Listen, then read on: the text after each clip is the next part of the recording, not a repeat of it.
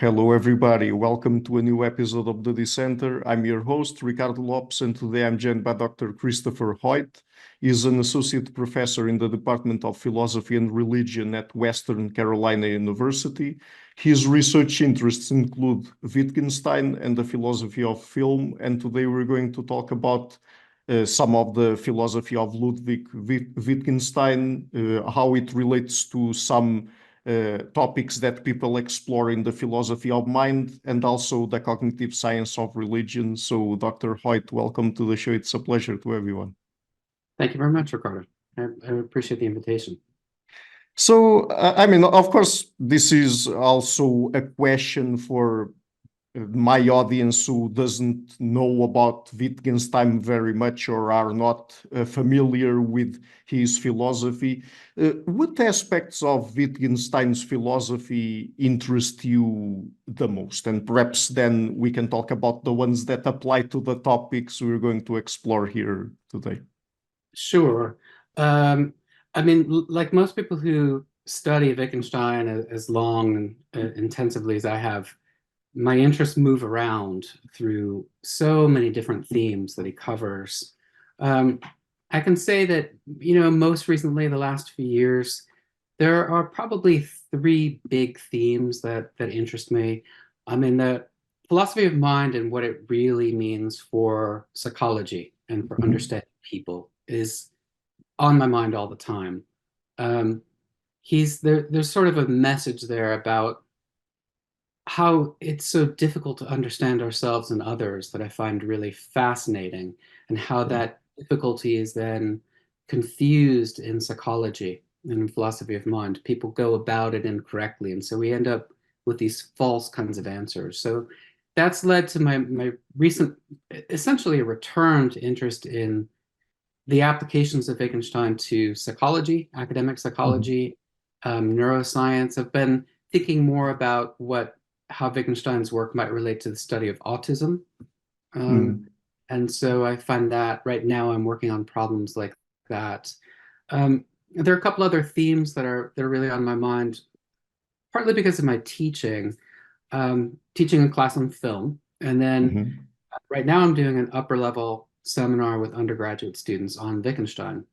Right. And so that forces me to try to really boil things down to what they can absorb. So a second theme in Wittgenstein that I'm really thinking about a lot lately is the implications of what he's saying about meaning. The fact that possibly the most essential lesson from Wittgenstein is that meanings don't stand apart from things. The meaning of a word is not separate from the word. The meaning is the use.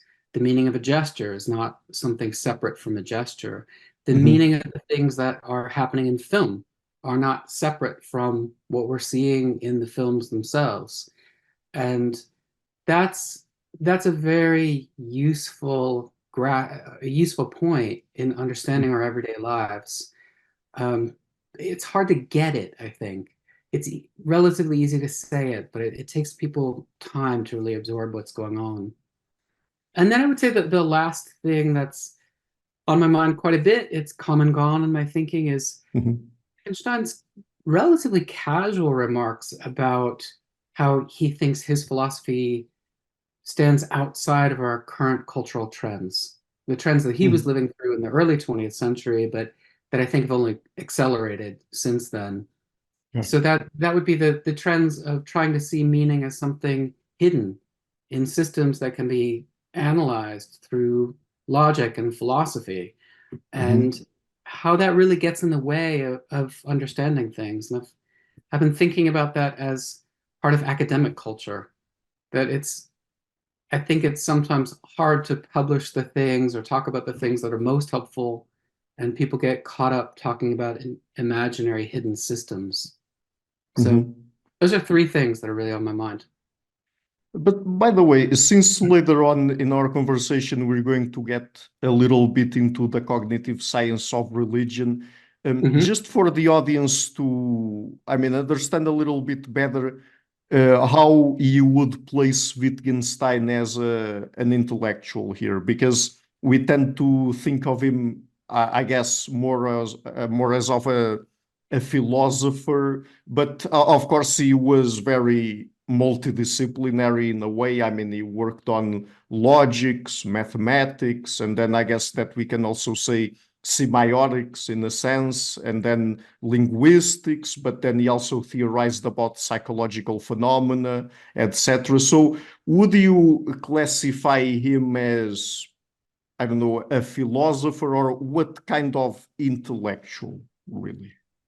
I would say he's quite strictly a philosopher. Hmm. Uh, I think those other things that you mentioned, all those different areas, to different degrees, he has things to say that are important in those fields, and that's Hmm. true in psychology, but they're true philosophically. So he Yeah. was a philosopher whose work has real practical import, Hmm. but he wasn't theorizing in those domains. He wasn't doing research in those Yeah. areas. He was essentially commenting on the conceptual framework within which people operate in those areas and saying, in many cases, there's some really deep mistakes that are in the way of gaining real understanding. And I think that's true. Everything that he has to say about psychology, I think that that's where how to understand him is essentially as a critic. There are positive lessons, but they're not the kinds that you get within those fields. Mhm.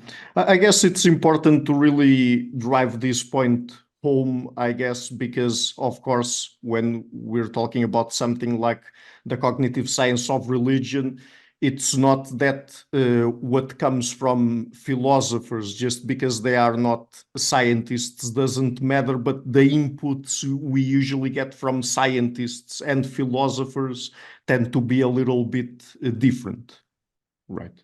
Yes, I think that's right. And you know, the comment I made at the beginning about meaning tells you a lot, which is or about culture and meaning. Mhm. Um, I Yeah. mean, one of Wittgenstein's great worries was that we were becoming a civilization that thinks of science and causal explanation as the only forms of explanation.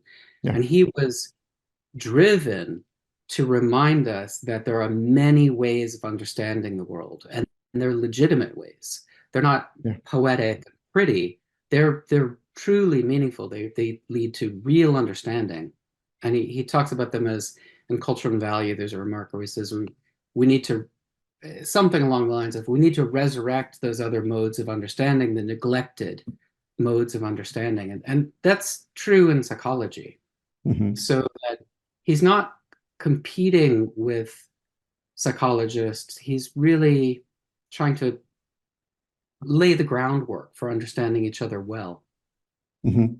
And this is also very, I mean, these are very important insights, the ones we're going to talk about, because also some of them inform actual scientific work and scientific research that people conduct in the cognitive science and of religion and elsewhere, right? They should. I don't see Wittgenstein having the impacts on science that I think he deserves to have, Yeah, but he could. yeah. I mean, I was also, of course, not only about Wittgenstein, but I was also making a broader commentary on how many times insights from philosophers do that. Oh yes, and from within the fields too. I mean, when people are constructing new theories and they get into the competition between schools of Mhm. psychology and yeah, then they're doing philosophy themselves and they often incorporate the ideas of philosophers. Absolutely. And so, talking about philosophy of mind, in what ways would you say Wittgenstein's philosophy connect to it, and what are perhaps some of the most relevant insights coming from him that you would say apply not only to philosophy of mind, but also to religion more specifically, or to the Hmm. phenomenon of religion more specifically? Okay. Well, let's start with philosophy of mind and psychology. Hmm. Um, I mean, there's a core insight there that is definitely the place to start, which is that the mind is not an interior realm. The very idea that minds are things inside of people Yeah. is that is the false picture that Wittgenstein works so hard to liberate us from. And one of the great ironies is that, you know, within psychology, psychologists always say, well, I'm a hardcore materialist. And Yeah. yet they end up describing people and their work as though they were working out the system where the private mind constructed a theory or an image, some kind of representation of all of the external world. As soon as you have that duality of mind and world, you've made the big mistake that Wittgenstein is trying to liberate us from. And it's incredibly difficult not to think about human beings that way. And Mm. I mean, I would say in my experience personally with people, it's really only people that have worked with Wittgenstein for years that seem to have worked their way out of that in a genuine way. And so that has everything to do with psychology because, you know, Mhm. so much psychology it concerns theories of how the inner mechanism works, how it's Mhm. building images, representations of the external world. And if you're doing that, you are making the big mistake that I would say I shouldn't exaggerate. Wittgenstein is all over the place with many things, but that is a very big part of Wittgenstein's later philosophy. It's a really big part. So that's on the critical side. That would be what not to do. If there's a positive lesson, it has to do with if you stop imagining that people are made up of this inner and outer realm, then you really Mhm. have to rethink what are we talking about when we're talking about people? What is psychological language actually doing? And what is the work of understanding each other? And a lot of what he's saying, this is a lot of what I've been trying to find ways to express recently, Yeah. is that human life is really, really complex, and our psychological concepts deal with especially complex dimensions of life. And so, understanding ourselves and understanding each other means looking at those aspects of life and all of their complexity. And if you take that perspective correctly, there are corners to bring science in that are extremely useful, but it's no longer the grand project of describing how the private mind constructs a theory of the external world. That disappears as fantasy. So there's an element of embeddedness there, right? I mean, the human mind being embedded in a larger, I don't know, context. I'm not sure if in this particular case it would be a social context, but at least a broader context outside of I mean, the skull, let's say, right? It's you have to be careful with that kind of talk. Okay. It's not that's correct in a way, Hmm. but that you it's still a way of talking that some people would think of it as minds are things. And Okay. Wittgenstein is trying to get us to understand that our mental concepts are not talking about things at all. They're Hmm. dealing with complex domains of life or aspects of Hmm. life. That to say the mind is embedded might lead someone to think we're talking about a thing that has a particular context, or it's really an aspect of life. Okay. And in what ways would that apply then to religious phenomena or religion itself? Well, um, I mean, starting off generally, Hmm. the philosophy of religion was for a long time, probably still is, dominated by discussions of the theories of the world. So there's an idea, it's very common in popular thought as well as academic research to imagine that a religion is a theory of the world and it has to compete against science and a secular theory of the world. We're back to Hmm. that picture. The very picture that there's a private mind that constructs a theory of the external world, Yeah. and religions are these theories of the external world. Um, when we really abandon that, as Wittgenstein wants us to do, then what's left is looking at people and how they live. And Mm. the the lessons that come out of Wittgenstein's remarks, in my view, about religion, come down to the idea that it is remarkable that people can live in so many different ways. D.C. Phillips has a lovely expression where he talks about ways of being human. And that really captures something deep in what Wittgenstein was trying to say about religions, that these are deeply important, complex ways of being human. And to understand them has nothing to do with understanding a theory of the world. It's the work is mostly about, there are a lot of things that could help us understand other people's religions, but it's trying to imagine your way into the life of another person and the ways that things become meaningful in the context of that life, the rituals, the act of prayer, the sentences someone speaks, they take on meaning from a particular way of life or forms of life, to use Wittgenstein's expression. And yeah. very different orientation. And since you mentioned rituals there, I mean, I guess that there would be two sides to this question. So, first of all, what does meaning mean to Wittgenstein? And then what makes rituals meaningful then? Yeah, those are good, hard questions. Things, words, rituals, gestures are meaningful to humans simply because they're used in ways that are important to us. The meaning is the use, Wittgenstein says. Okay. And one of the things about being the kind of creature that we are, that you are, being a human being, a Homo sapien, is that we have the capacity to acquire this repertoire of behaviors that is speech, or a repertoire of behaviors that is a religious pattern of ritual. We have the capacity to evolve a way of being in the world, to develop a life where praying seems natural and important to us. And that's what it is to have meaning, is to live a life where those things are important. And the meaning is not separate from the things at all. It's not shown by those things or defined by those things or proved by those things. That is the whole story of meaning, that they're valuable in human life. Yeah.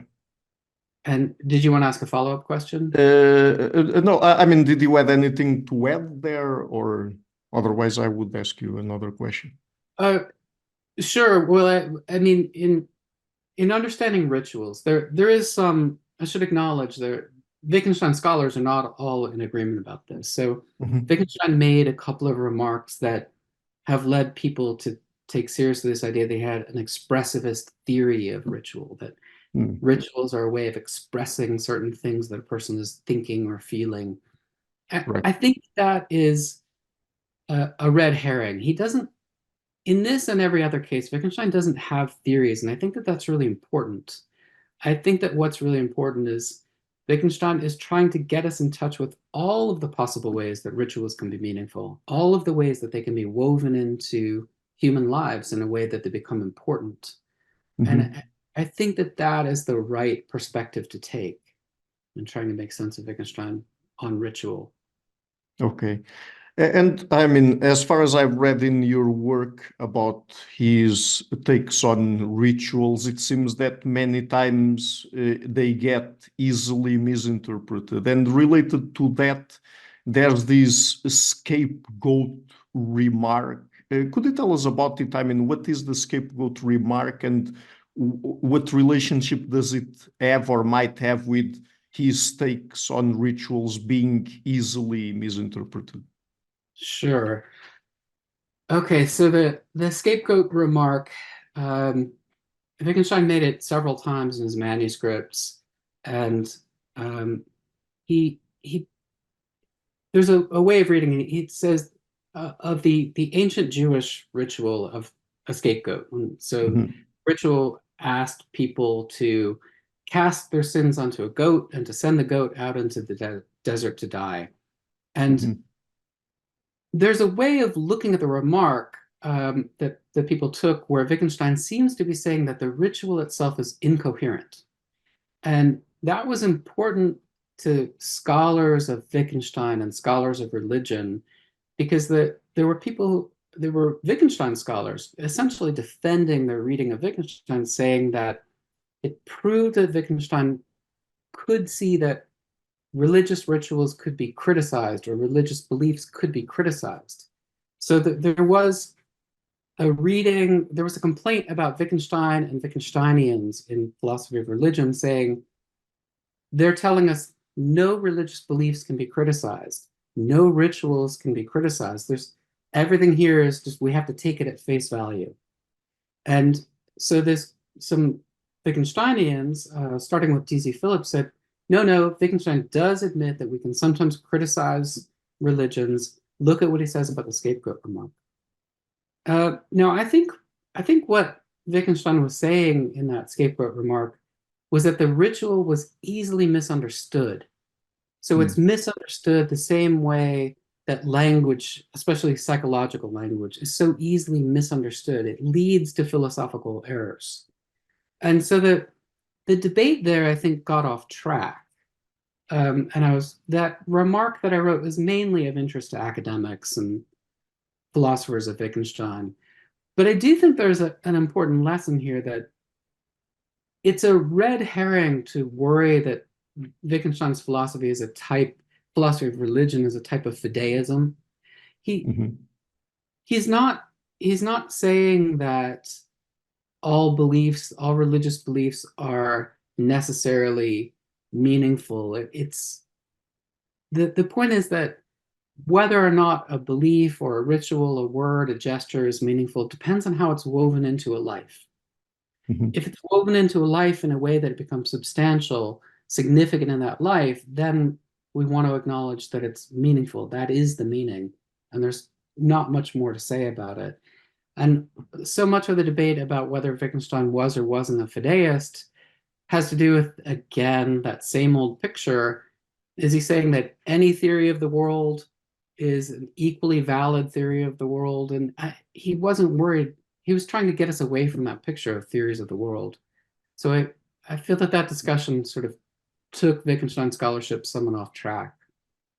And sort of related to the work he did on language, there are many scholars that take him to equate language games with belief systems, and then, when applied to religion, assert that these belief systems are really about logical schemes founded on their own basic beliefs and principles of inference. What do you think about this from a Wittgensteinian perspective? Closely related with what I was just saying. Yeah. It's a difficult topic, but essentially my understanding of Wittgenstein is that belief systems, to the extent that they exist, they're ways that exist in our lives. We can talk about the systems of belief that frame a culture, a community, possibly an individual life, but they're not theories that are in the head. And once you get away from that idea that we're talking about a theory inside the private mind about the external world, the whole way of understanding what a belief system is shifts dramatically. The same way that what we're talking about when we're doing psychology and talking about other people's thoughts and beliefs and feelings, hope and despair, the meaning of all of those things shifts dramatically when we get rid of that inner outer picture. And I think that that's also true for belief systems. And I'm not sure that the Wittgenstein scholars as a community have done enough to absorb what happens to belief systems if they're not things inside the private mind. I think there's still work to be done there. And how does Wittgenstein, in your view, understand religious dogma? Dogma. Yeah. Yeah, I've got that one essay that I wrote about dogma. I think I'll talk about the critical and the positive. Yeah. Again, it's and sort of we're on a theme here. Mhm. The the critical side is that when philosophers of religion or even laymen thinking about religions think about dogmas in religion, they do tend to think about belief systems. And if we get rid of that and we're not worried about a private mental construct of the world, we're worried about how Mhm. people live, then what's interesting about religious dogma, and what I think Wittgenstein was really driving at, is that this is a way of being human, so to speak. It's a pretty fascinating fact that people can, a Catholic can accept certain dogmas from the church authorities and commit himself to living by those dogmas and have to resist his or her own possible doubts about those dogmas, say, and you're forced in a sense to work those into your life. And that's an interesting thing. Mhm. And the significance of that in a life and what we want to say about someone's spirituality is well worth tracing. But at that point, we're doing a kind of anthropology of how people live with dogmas. And it's descriptive. This is a trend in Wittgenstein's thought generally, where we thought we needed theory, we really end up with a kind of something we might talk about as a descriptive anthropology. And I think that's true about religious dogma. It's an interesting thing that people can do this. So to get into the cognitive science of religion, I've actually already had several cognitive scientists of religion on the show, and they come from a non-Wittgensteinian perspective, let's call it like Yeah, that. I'll bet. So it would be But very interesting also to have your Wittgensteinian perspective on it. So before we get into a very specific question topic that people explore there, what do you think Wittgenstein would have made of the cognitive science of religion as it is today? okay, here I'm going to choose to just be blunt. Okay. Um, I think he would have hated almost all of it.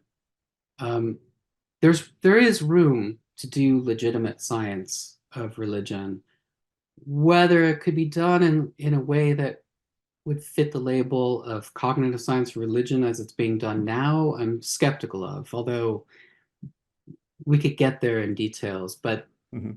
the cognitive science of religion that I've read, and I'm not that widely read, but all of the things that I have read, they are exactly doing theories of how the inner mental mechanism constructs a theory of the external world. And then they try to talk about how there are particular mechanisms that construct religious beliefs about the external world. So it's the private Mhm. mind, external world problem yet again. And because that picture is the central picture that Wittgenstein is trying to liberate us from in his later philosophy, he's really at odds with the project of cognitive science of religion as I've encountered it, as I think it can be reasonably well defined. Um, so yeah, they are really at odds with each other, I'm afraid. And one particular aspect of contemporary cognitive science of religion has to do with it being based a lot on evolutionary approaches to the human mind. Do you think that Wittgenstein would have problems with that aspect specifically? Well, this is a really important, complex topic here. So Mhm. this is where I think psychology, maybe not cognitive science, but psychology Mhm. could be aligned with Wittgenstein in a way to be profoundly informative and really Mhm. interesting. He there is in his philosophy a very clear tendency to regard us as parts of nature and to think especially about language as natural. So if we think about the evolution of our bodies and we think about how our the organism evolved to be capable of these complex forms of life that we are capable of, that's very interesting. And evolutionary psychology, evolutionary theory generally might have a lot to say about that. That's really helpful, really very, very interesting. Um, I think, for example, evolutionary psychology can help us understand quite a bit about how it is that people are so difficult to understand, why it is that humans deceive each other, hide things from each other, have to interpret each other. The fact that we evolved to compete more with other human beings, more with, I mean, going all the way back in hominid evolution, hominids had to compete with other hominids more than they had to compete or navigate the environment, most likely. The strongest factor influencing whether or not you could reproduce was your ability to compete with and cooperate with other human beings. So those tensions of competition and cooperation with other human beings, I think that's a very deep part of what it is to be human. And I think that it's reflected in Wittgenstein's philosophy when he's trying to work out the incredible complexity of reading each other and playing what he calls the language games and participating in the forms of life that are social and the intricacies of those games. So I think there's a lot of work to be done where we can look at how those two fields overlap. But it does require thinking about how we evolved to do what we do rather than thinking about the evolution of a private mental mechanism. And still on the topic of evolutionary approaches to religion or to the cognitive science of religion, I know I'm well aware of this because I've talked about this topic on the show with several different cognitive scientists of religion, but one of the most debated topics there has to do with whether religion is the result of evolved mental faculties, evolved adaptations, or if it is the byproduct of other evolved adaptations of the mind that evolved for other That's right. purposes. So, do you think that a Wittgensteinian approach would have anything to say specifically about this topic? Oh, I mean, be very, very careful. What evolved what evolved in human beings are brains, so to speak, not not mental mechanisms. There's nothing inside a human being that traffics in ideas or images in the ways that psychologists too often fall into the trap of imagining them. What's going on inside a brain is physical, physiological, neurological. And to the extent that we can really talk about those things and talk about how people evolve to do the things that they do, we might have a really interesting discussion. But the cognitive science of religion that I've read, and I think cognitive science generally, is all about trying to name hidden mental mechanisms that the psychologists always say, well, this must be in the brain, but they're not usually talking about the brain very much at all. They're guessing about the brain. They're guessing that the brain has a mechanism that makes us feel disgusted by corpses or perceptive of movement or things like that. And they know very, very little about how the brains lead to those kinds of behavior. And they start inventing a mechanism that supposedly produces images and words or ideas or emotions. Those are all things that are descriptive of at the level of human life. Those are not descriptive of brain processes. If you want to talk about brains, a good starting point is to be literal. And if you want to talk about life, talk about life. And I think far too often, and that debate about that you brought up, cognitive science or religion, far too often what's happening is people are inventing these mechanisms. They're saying, well, somehow it's in the brain, but they don't have much of an idea of how it is. So the question, did mental mechanisms evolve to produce religious beliefs primarily, or was it an accidental byproduct? I think that debate is largely a confusion from the outset. because it's all about these mechanisms that don't exist anywhere. They're they're imaginary mechanisms that misunderstand the grammar of language, the grammar of psychological language. They're they're confusing a grammatical domain of life for a metaphysical domain of life, a hidden mental mechanism that isn't there. They're hidden brain mechanisms, but not mental in the way that they're used in this discussion.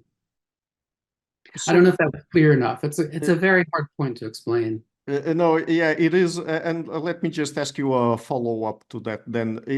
Do you think that in disagreeing with cognitive scientists of religion who have evolutionary approaches to it, do you think that Wittgenstein would also be interested in pointing perhaps to how they are conditioned? I mean, I'm not sure if conditioned in this particular context is the best word to use, but conditioned in the way they think about religion by their own by their own intellectual framework, the framework that they bring into analyzing religion here. Or Yes, absolutely. I think this is very important. So when the cognitive scientists of religion, the works that I've read, Mhm, quite consistently approach this from the idea that each private mind constructs a theory of the external world.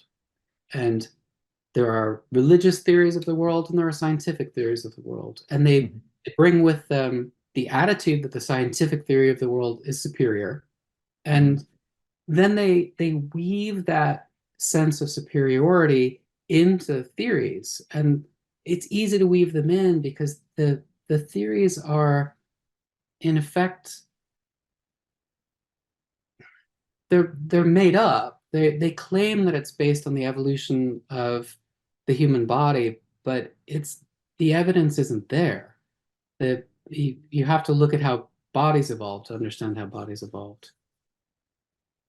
Uh, But one of the things that the cognitive scientists of religion do through science, of course, is that they try to naturalize religion. They think of religion as a natural phenomenon. Do you think that at least that bit Wittgenstein would tend to agree with? I mean, with the process of naturalizing religion, even if not through the same sort of theoretical framework?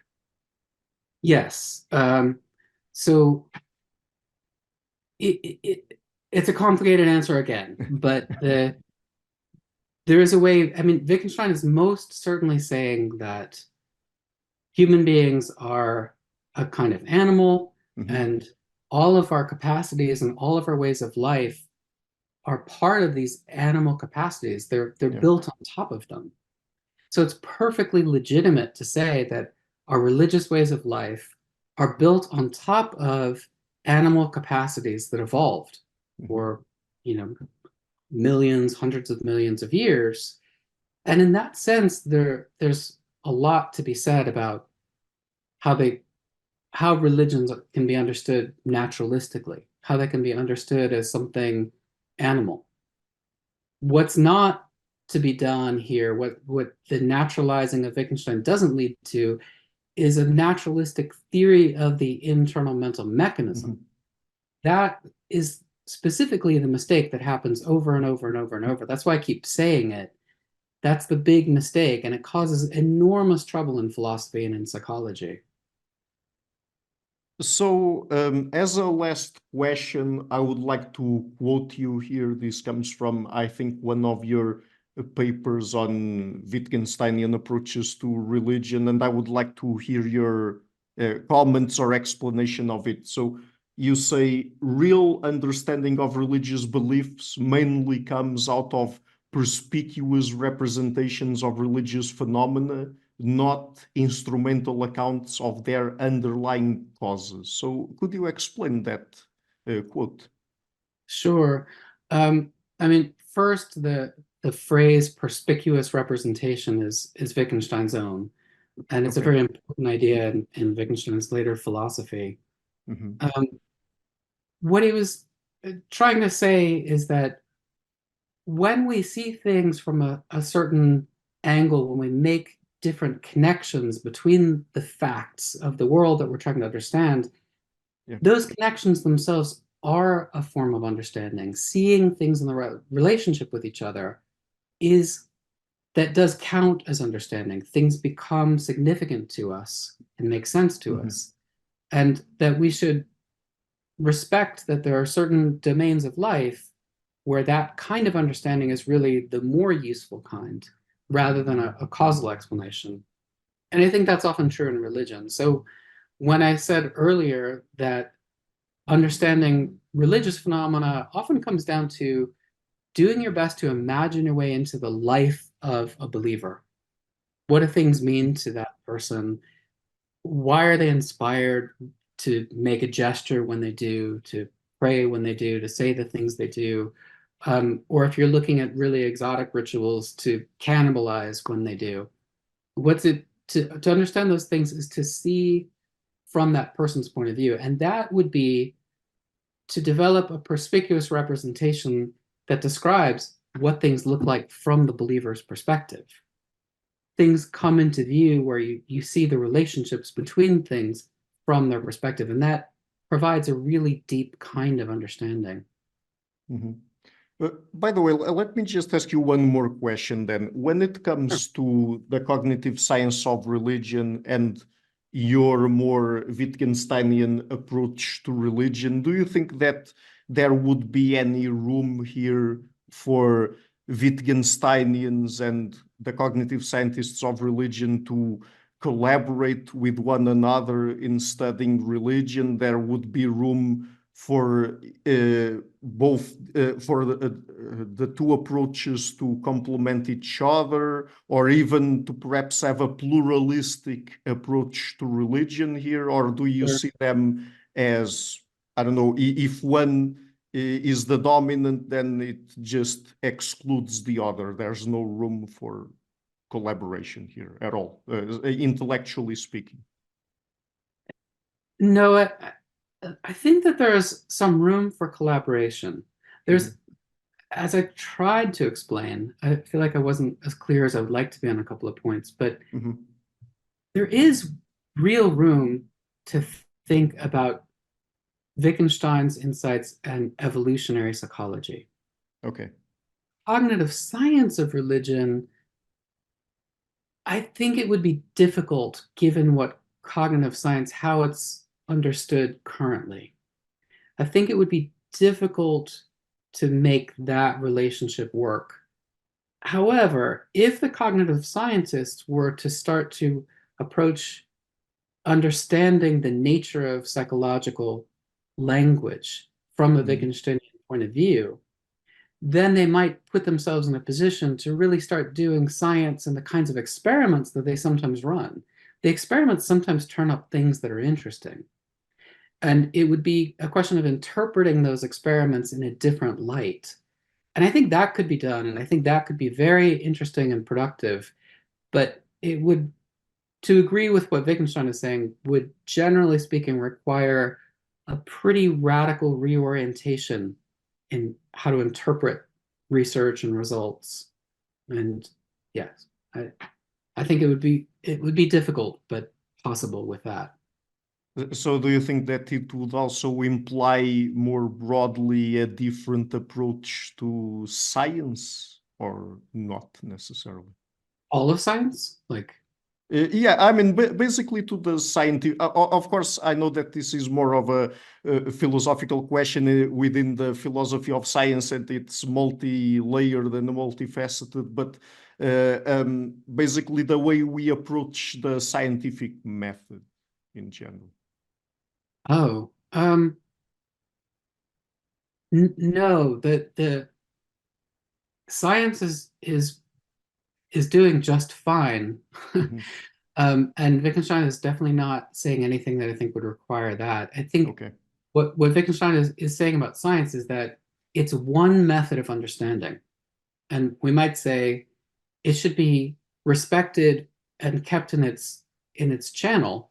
And at the Mhm. same time, we have many other ways of understanding the world that are equally valid and important for human Okay. beings. And sometimes they're more appropriate for a given topic.